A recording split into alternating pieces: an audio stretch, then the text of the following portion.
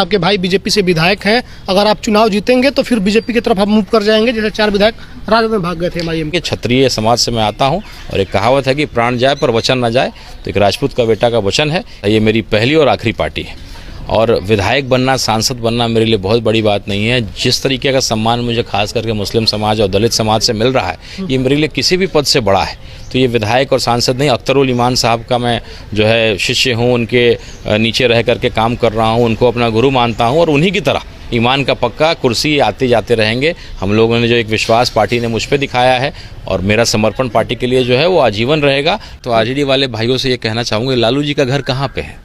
लालू जी खुद गोपालगंज के रहने वाले हैं, लड़ते थे छपरा से, तेजस्वी जी लड़ते हैं वैशाली से, मिसा भारती लड़ते हैं पटना से।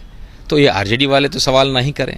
अगर फैसल भाई आज चुनाव जीते होते तो मैं बिल्कुल उस जगह से नहीं आता। अगर वो सफल होते तो बिल्कुल हम लोग नहीं जीत पा रहे हैं। वो